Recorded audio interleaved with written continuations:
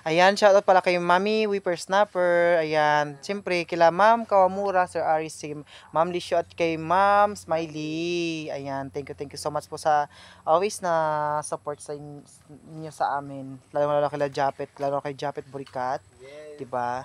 Yan. At syempre maraming salamat din kay Japit Burikat dahil naging part tayo ng kanyang Oo. pagbablog. Naging makasama tayo lagi sa kanyang mga vlog. Tapos ito, may papachallenge ako ngayon sa me.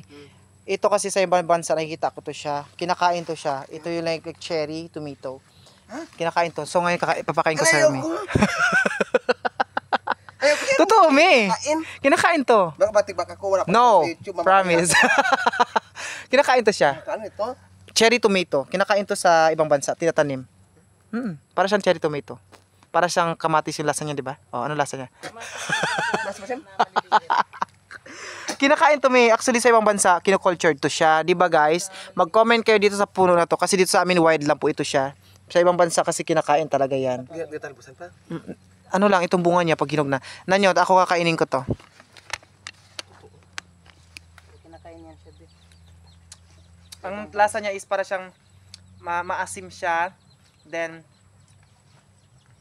Ay, lupok-lupok. Lupok-lupok kinakain yan, Bi. Pag hinog, matamis yan. ano siya, hilaw pa kasi kaya parang Opo. iba yung amoy niya. Pero, Kapag hinog, matamis yan siya. oh, charot.